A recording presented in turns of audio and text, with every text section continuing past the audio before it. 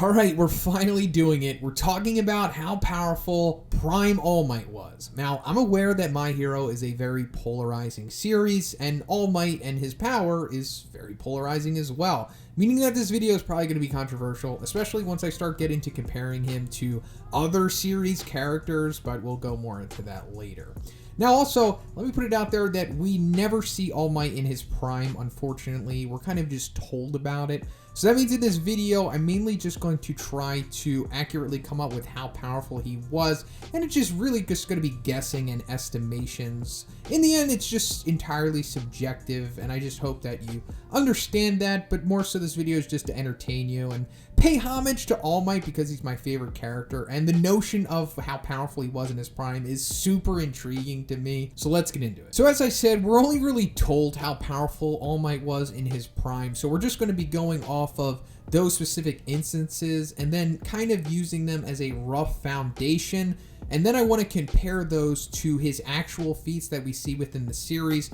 And let me also say that the All Might that we see from the beginning up until his retirement is a very nerfed version of All Might. That's because he received a grievous wound in his ultimate fight against All For One 6 years previous to the current time in the story, and that just nerfed the hell out of him. So there's basically two instances that reference his prime, and the first one is what All Might himself says after he defeats the USJ Nomu, and the second is what All For One says after they meet up in Camino. So we'll go off of the first instance, and this is like the most popular method and basically the most accurate one that we could use to go off of what his prime could be. So after All Might defeats the USJ Nomu, he says that it took more than 300 mighty punches to take him down, but in his heyday, it would have taken 5. So I assume his heyday means his prime, and that's pretty much it. That is how powerful All Might in his prime was. So I guess we're seeing what could be like 5% or less than that of what his true power was. And he's already obviously ridiculously powerful in his nerf state, but that just gives you a pretty good idea of how truly outrageous he was in his prime. Now, we further see that this is pretty accurate in the My Hero 2 Heroes movie when we see David Shield's log of All Might's power, and we see where it was 6 years ago in his prime, and then we see what it degrades to currently, and then we see how it goes down even further to what we can assume after his encounter with the USJ Nomu, as that takes an even more toll on his overall power and health. Now, before you say that the movie isn't canon, let me just say that Horikoshi himself said that the movie and the manga are adjoined.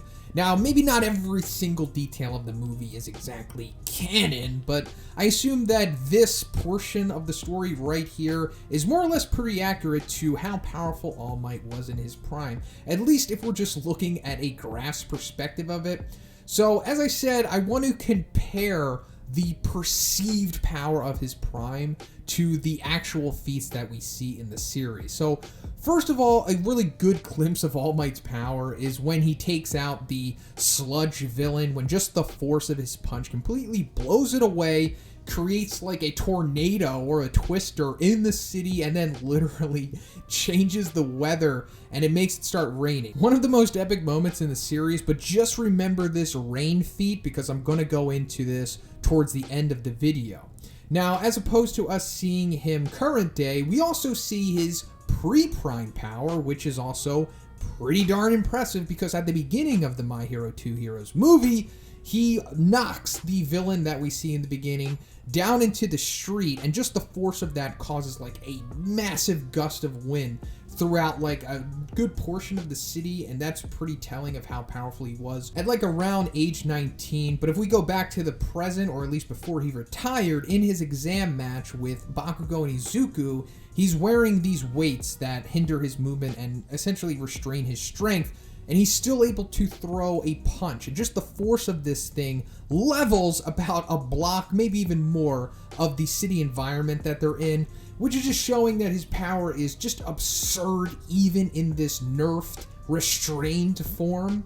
But then it's just further shown in his fight against All For One. When they're just like colliding and clashing, it's causing like huge gusts of power and blast and just blowing everything away in the same kind of vicinity in Camino that they're in, like a couple block radius. So if this is like what in theory could be like 5% or less of what his prime power was, you can just take a guess and imagine what it would be like if he was doing this in his prime. He'd probably be nuking cities, I assume. I mean, if we're going up from there to 100%, it's absurd just to think of how, like, utterly overpowered, like in every sense of the word, his just overall strength output could have been. Now, maybe we actually get a glimpse of what it actually looked like. So I want to go into the 2 instances in the series where he taps into the One For All Vestige's power. So they essentially, I assume, are powering him up to what could be considered his prime level. It's going way above to what he is currently capable of, because when he does this, he knocks the USJ Nomu with one single punch into the frigging atmosphere, which is obviously way more powerful than the other 300 punches that he delivered beforehand. And considering that he said he would have taken him 5 punches in his heyday, we're just seeing the one massive punch. So this could be what his prime power looked like. And that also means that he could probably just knock people off Earth. Like, he could just punch you into space if he really wanted to. But that's also saying if you're even durable enough to take the punch and be propelled that far. I mean, if you're not, he's just going to explode you the way that Saitama does when he punches monsters. Now, the other time that All Might taps into the Vestige power is when he delivers the United States of Smash to All For One. And yes, I think this might also be a glimpse of what his prime power was like. And given that this is the absolute apex of his power that we see in his current form, I assume that he could probably deliver what we perceive to be as the United States of Smash's power, just maybe even casually in his prime. Like, this is just one of his solid good punches. Just compare the end result tornado to the one that we see in the beginning of the series. It's way bigger, and it has like pieces of buildings flying around in its wake. So now let's go into how fast he could have been, and that brings us to the other instance of his prime being mentioned. So when he meets up with All For One in Camino, All For One says it's about 5 meters or 3 miles from where All Might was to here, and it took him about 30 seconds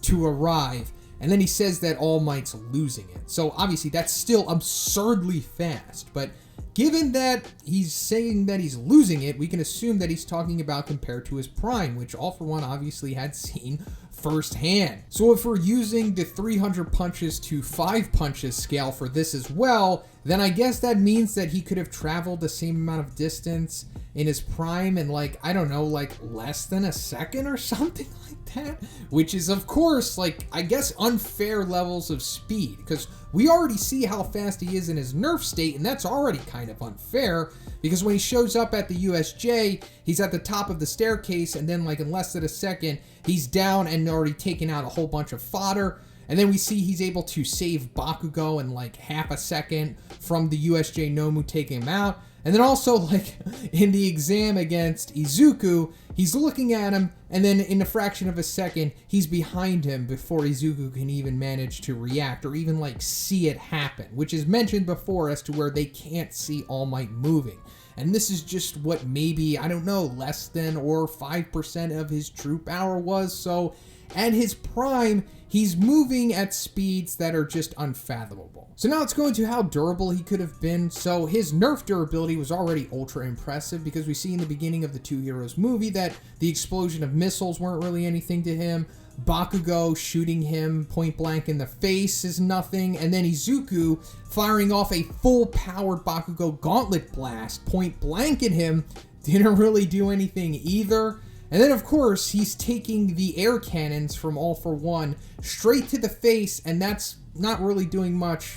I mean, it's hurting him, I guess, but considering that he's coming back from it no problem is pretty telling of how durable he is. I mean, these things are also blowing away city blocks pretty easily. So if we go to like what he was in his prime, I guess he's like nigh invulnerable at that point. I mean, if he's taking all of this stuff and this is just, I don't know, 5 or less % of that. So just let me also say that Prime All Might is so powerful that he defeated Prime All for One, who we get a small glimpse of, and he's pretty crazy, and also the power that he generates seems to be destroying, I don't know, like a city or something. So now let me get into what's probably the most controversial part of this video, because I'm going to start comparing All Might to Saitama.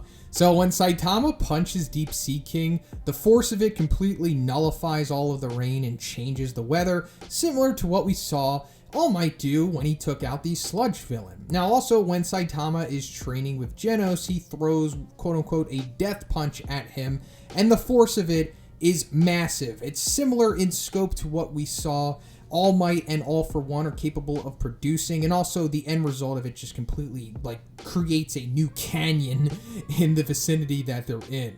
Now I'm not saying that nerfed All Might is as strong as Saitama, because that's obviously not true, but what I'm saying is that I think Prime All Might is as strong as Saitama. Now of course we don't know the full power of Saitama, similar to how we don't know the full power of Prime All Might, but I'm just taking a guess, and I'm thinking that they're very comparable in strength, speed, and durability, meaning that I think Prime All Might could probably destroy the Earth if he really wanted to. Yes, I think he is that absurd in power.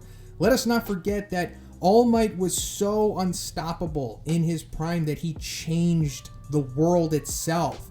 The crime rate dropped to almost 0, and all organized crime essentially went non-existent, and just being a villain in general didn't really seem like it was that viable anymore. He was pretty much God. Like, the only one that even came close to having a chance of taking him down was All for One, and he couldn't even do it. So I think it's safe to say that Prime All Might was probably a planet buster in his prime. Yeah, controversial, and I probably might even lose some subscribers for saying this stuff, and that's fine. I don't expect everyone to agree with me, but given his feats that we see, and if we just up them to the percentage that we were talking about throughout the video, I think it's safe to assume that he is probably that powerful, or at least close to it. I mean, just cut him some slack. I know that you guys probably don't really like my hero or All Might that much, but it doesn't mean you have to undersell him. But that's pretty much it for the video today, guys. I hope you enjoyed this one. I hope it entertained you. And let's just try to keep the comments civilized. It's all subjective. It's all subjective. There is no right answer to this question. Your opinion is just as valuable as mine. But of course, let me hear what you have to say. But if you liked the video, please give it a like. I also have a Patreon. It gives you access to a weekly Q&A. And if you haven't already, please subscribe as well. Have a great day, and I'll see you in the next one.